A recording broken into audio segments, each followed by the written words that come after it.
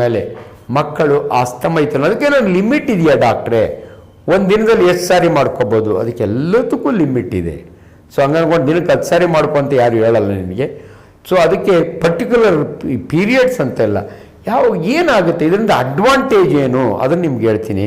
ವೀರ್ಯಸ್ಖಲನ ejaculation ಮಾಡ್ಕೊಳ್ಳೋದ್ರಿಂದ ಒಂಥರ relaxation ಆಗುತ್ತೆ, ಖುಷಿ ಸಿಗುತ್ತೆ, ಎಕ್ಸಾಮ್ ಟೈಮ್ನೊಳಗೆ ಏನೋ ಒಂದು ರಿಲೀಫ್ ಸಿಕ್ದಂಗೆ ಆಗುತ್ತೆ. ಆದ್ದರಿಂದ ಅಸ್ತಮೈಥುನ ಮಾಡ್ಕೊಳ್ತಾರೆ. ಸೊ ಮುಂದೆ ಏನಾದರೂ ಮದುವೆ ಆದಮೇಲೆ ಭಾಳ ಜನಕ್ಕೆ ಆತಂಕ ಏನಂದರೆ ಮದುವೆ ಟೈಮ್ನಲ್ಲಿ ಮತ್ತೆ ಟೆನ್ಷನ್. ಸರ್ ನಾನು ತುಂಬ ದಿನ ಅಸ್ತಮೈಥುನ ಮಾಡ್ಕೊಂಡಿದ್ದೆ, ನಾನು ನಾರ್ಮಲ್ ಸಂಭೋಗ ಕ್ರಿಯೆ ಮಾಡೋಕ್ಕಾಗುತ್ತಾ? ನಮ್ಮ ಅಪ್ಪ ಅಮ್ಮ ಹೆಣ್ಣು ಹುಡುಕ್ತಾ ಇದ್ದಾರೆ, ನನಗೆ ಯಾಕೋ ಟೆನ್ಷನ್ ಬರ್ತಾ ಇದೆ ಸರ್, ನಾನು ತುಂಬ ಅಸ್ತಮೈಥುನ ಮಾಡ್ಕೊಂಡ್ರಿಂದ ಕರೆಕ್ಟಾಗಿ ಸ್ಯಾಟಿಸ್ಫೈ ಮಾಡೋಕ್ಕಾಗುತ್ತಾ ಇಲ್ವಾ ಅಂತ ಭಯ ಆಗ್ಬಿಟ್ಟಿದೆ ಸರ್.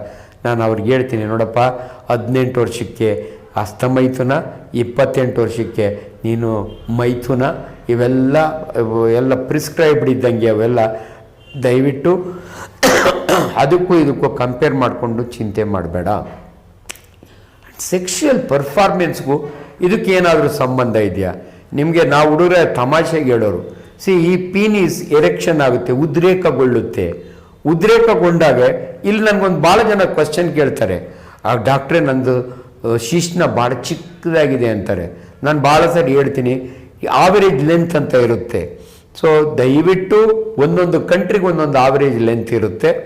ಆದ್ದರಿಂದ ನಿಮ್ಗೇನು ಹುಟ್ಟಿದೆಯಲ್ಲ, ನೀವು ಹುಟ್ಟಿದಾಗ ಏನು ಲೆಂತ್ ಇರುತ್ತಲ್ಲ 21 ವರ್ಷದವರೆಗೂ ಅದು ಬೆಳೆಯುತ್ತೆ, ಆಮೇಲೆ ಬೆಳೆಯಲ್ಲ, ತಿಳ್ಕೊಂಬಿಡಿ.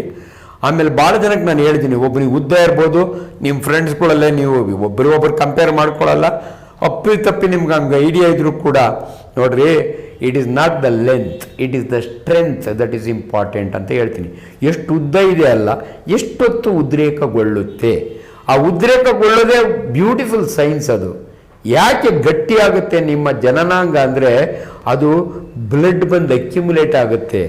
It is A nervous mechanism, sympathetic and parasympathetic ಅಂತೀವಿ. ಅದಕ್ಕೆ ಸ್ಪೈನಲ್ ಕಾರ್ಡ್ ಇಂಜುರಿ ಆದಾಗ ನೀವು ಪಿಕ್ಚರ್ ನೋಡಿರ್ತೀರ, ಎಡಕಲ್ಲು ಗುಡ್ಡದ ಮೇಲೆ ಆ ಮೇಜರು ತನ್ನ ಹೆಂಡತಿ ಜೊತೆ ಮಾಡೋಕ್ಕಾಗಲ್ಲ.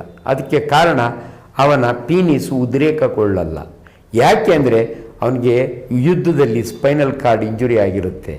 ಸೊ ಅಲ್ಲಿ ಒಂದು ನರ್ವ್ ಇರುತ್ತೆ, ಸಿಂಪಥೆಟಿಕ್ ಆ್ಯಂಡ್ ಪ್ಯಾರಾಸಿಂಪಥೆಟಿಕ್ ನರ್ವ್ ಅಂತ ಇರುತ್ತೆ. ಅದು ಡ್ಯಾಮೇಜ್ ಆದರೆ ಶಿಶ್ನ ಉದ್ರೇಕಗೊಳ್ಳಲ್ಲ. ಉದ್ರೇಕಗೊಳ್ಳದಿದ್ರೆ ಪೆನೆಟ್ರೇಷನ್ ಆಗಲ್ಲ. ಸಂಭೋಗ ಮಾಡಬೇಕಾದ್ರೆ ಉದ್ರೇಕಗೊಳ್ಳಬೇಕು. ಇದ್ರ ಬಗ್ಗೆ ತುಂಬ ಡೀಟೇಲ್ಸ್ ಇದೆ. ದಯವಿಟ್ಟು ನೀವು ಯಾವನೋ ಮೆಜೆಸ್ಟಿಕ್ನಾಗ ಒಂದು ಬೋರ್ಡ್ ಹಾಕ್ಕೊಂಡು ಅವೈಜ್ಞಾನಿಕವಾಗಿ ನಿಮಗೆ ಸೆಕ್ಸ್ ಮೆಡಿಸನ್ ಕೊಡ್ತೀನಿ ಅಂತ ಹೇಳೋದ್ರ ಹತ್ರ ಹೋಗಬೇಡಿ ಅನ್ನೋದಕ್ಕೆ ಇದನ್ನು ಎಕ್ಸಾಂಪಲ್ ಕೊಟ್ಟೆ ಅಷ್ಟೇ. ಅವರೆಲ್ಲ ವೈದ್ಯರಲ್ಲ, ಸ್ಪೆಷಲಿಸ್ಟ್ಸ್ ಅಂತಲೇ ಇರ್ತಾರೆ.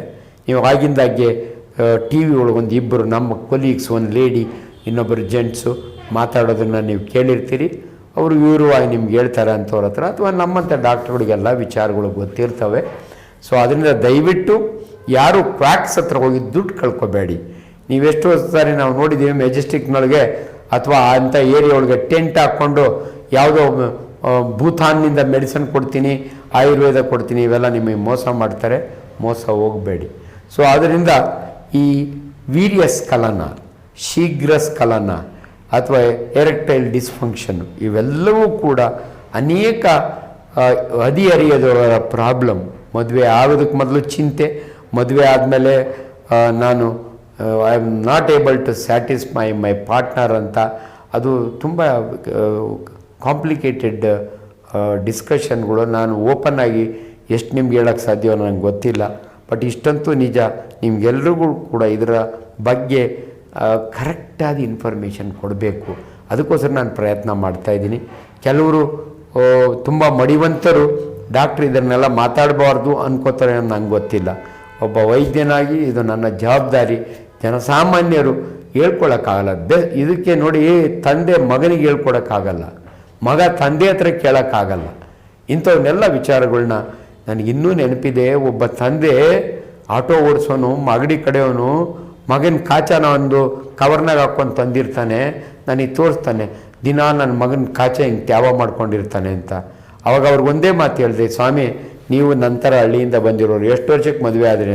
ಸರ್ ನಾವೆಲ್ಲ 21 ವರ್ಷಕ್ಕೆ ಹುಡುಗಿ ಹೊಸ್ಕೆ ಹಾಕಿದ ತಕ್ಷಣ ನಮ್ಮ ಅತ್ತೆ ಮಗಳನ್ನ ಹಂಗೆ ಮದುವೆ ಆದ ಸ್ವಾಮಿ ಅದಕ್ಕೆ ನಿಮಗೆ ಲೀಕ್ ಆಗ್ತಾ ಇರಲಿಲ್ಲ, ಯಾಕಂದರೆ ನಿಮ್ಮ ಸಂಭೋಗ ಕ್ರಿಯೆ ಭಾಳ ಬೇಗನೆ ಶುರುವಾಗಿತ್ತು.